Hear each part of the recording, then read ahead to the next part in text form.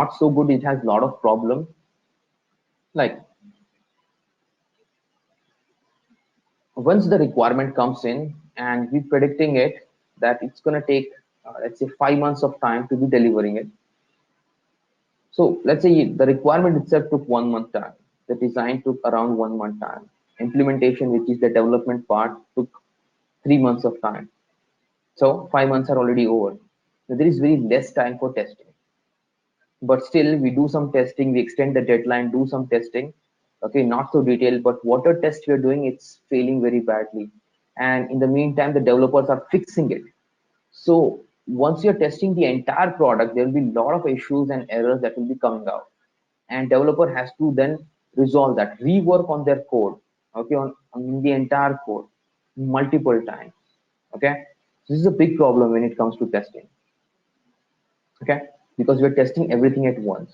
Somehow, in hurry burry, we deploy to the production system because the deadline is coming close, right? And then user starts complaining. This is not working, that is not working, this is slow, that is slow. Okay, so waterfall model has took a very long time. Because of that, these problems came in. The other problems in the waterfall model are, it took, we predicted 5 months, but it took 7 months to deliver. In 7 months, there are so many things that will change in the IT industry or in the world. Okay, people comes up with a new idea nowadays. You have a lot of startups coming up. They bring new ideas to the market. People like that idea and switch to a different application. So you need to be injecting new ideas into your product. Okay, take example of food delivery apps. Nowadays, initially they were just food delivery. You just select the food, you order it. But now there are so many features that is coming it. You can track the delivery boy, where that person is on the map. Okay, it's taken left turn, right turn. You can see that delivery boy scooter literally on that map. Right? So these are the new features that came into the product. And the product launched because those options were not available. Right? So you need to put in new ideas into your product. Then only your business will grow. Because of waterfall model, you're not able to put new ideas. Okay, because we work on the entire product once we take the requirement. So you're not changing anything. In short, waterfall model falls short today. Okay, it's not so much scalable in today's world. So back in 2009, this agile model came into the IT industry, or 2008, 2009, that time, and everybody were talking about it.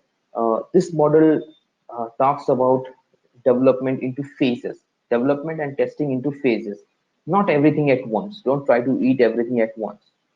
You have a product. Any product will be list of features. You talk about any product, if you are explaining me any product, or if I'm explaining you any product, I'll be mostly talking about its feature. Like I was just explaining you food delivery app, right? Menu we have, that's one feature. Then you have a map where you can track your delivery boy, that's another feature. Then payment gateway is another feature, and there'll be a lot of features. Probably blogs they have, it's another feature. Images, that's another feature. So any product we talk, it's list of features. So in the requirement, we take all the list of features as much as we can, and then we break down that list into smaller parts. Let's say we have 50 features in a product. Let's break it down into 5 lists, 10 features in each list. Man, I'm fumbling today. So you have taken first the 10 features, right? Now developer are going to plan only for those 10 features, develop those 10 features, test it, give it to the testers to evaluate. Okay, then deploy to staging environment, learn from it whether it's good or not, and then move to the next phase, next iteration. So we are developing the product into iteration, not all at once, but into smaller parts. Okay, we break down the problem, right? Now there are so many benefits of this. By the time you complete all the features, your product will be already tested, because it is tested in every iteration. The biggest benefit that the world is seeing is once the once an iteration completes, let's say 10 feature completes, you can demonstrate it to the customer or the client or the boss who asked you to develop this, right?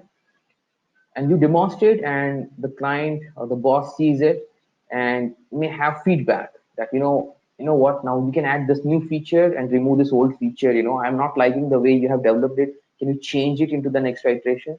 So now we have a place where you can inject new ideas while the development is happening. And that is amazing, people. Okay. Ideas are everything. An idea can change your life, like that. Bad tagline. Anyways, idea is everything today, right? Think about it. Facebook.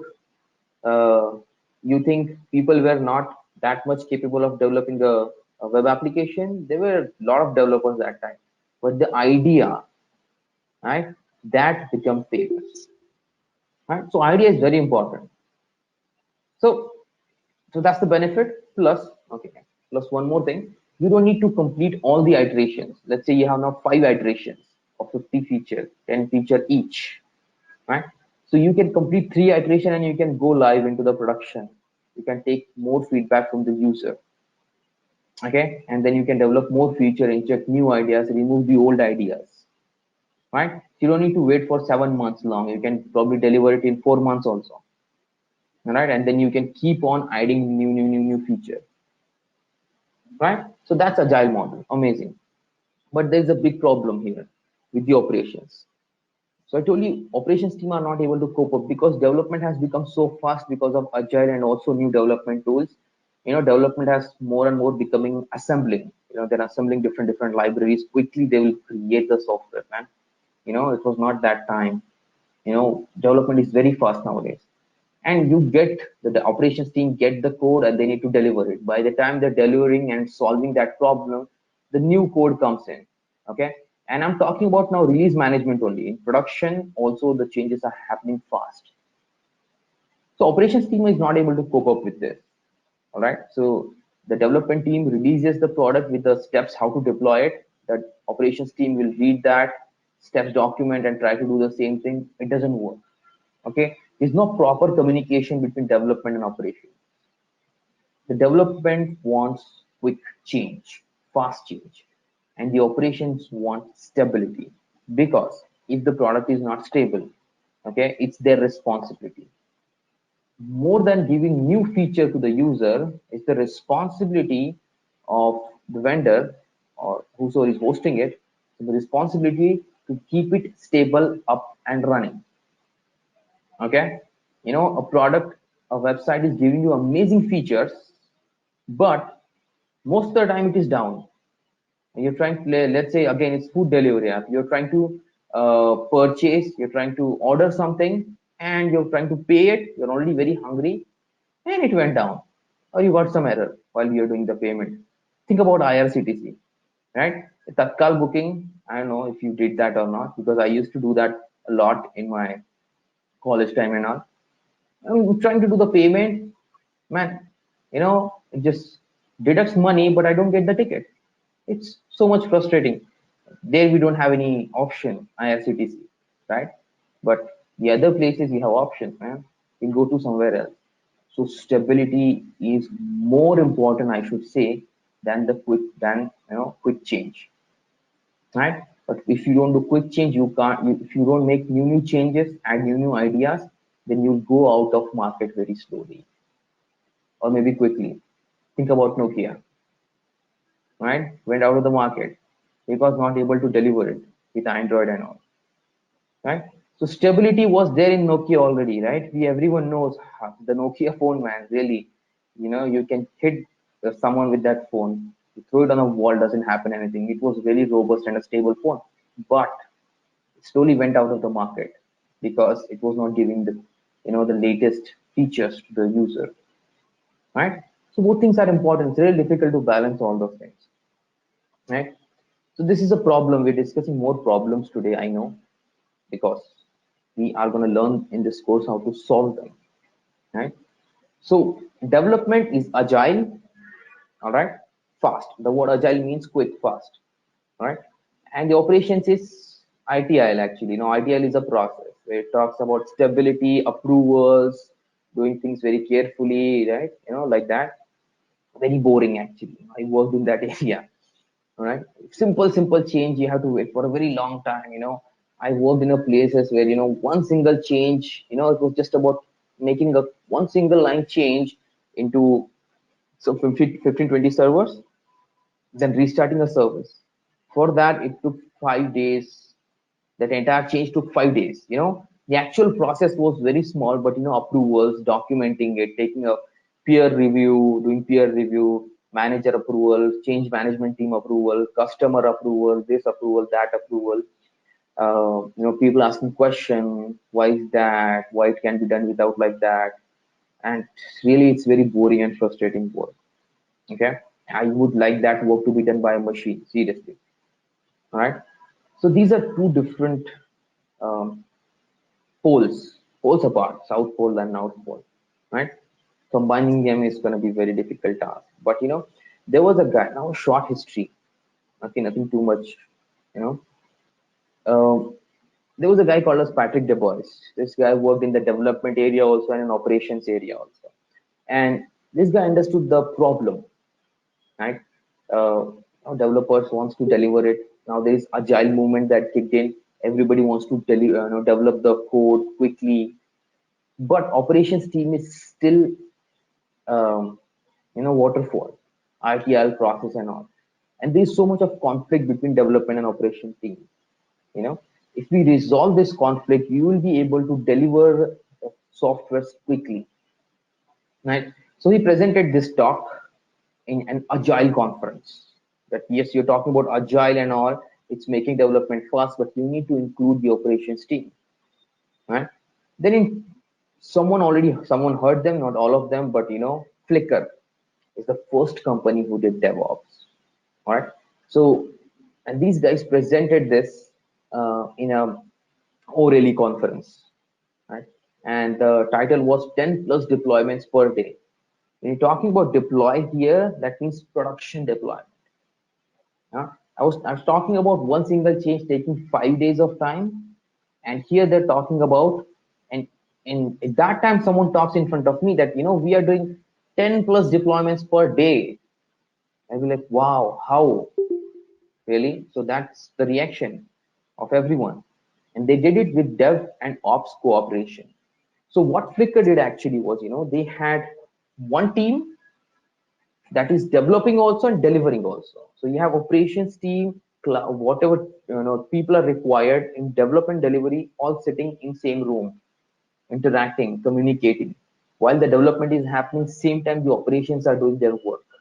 Okay, automated or not automated, but they were working cordially. They're coordinated, collaborated, working together.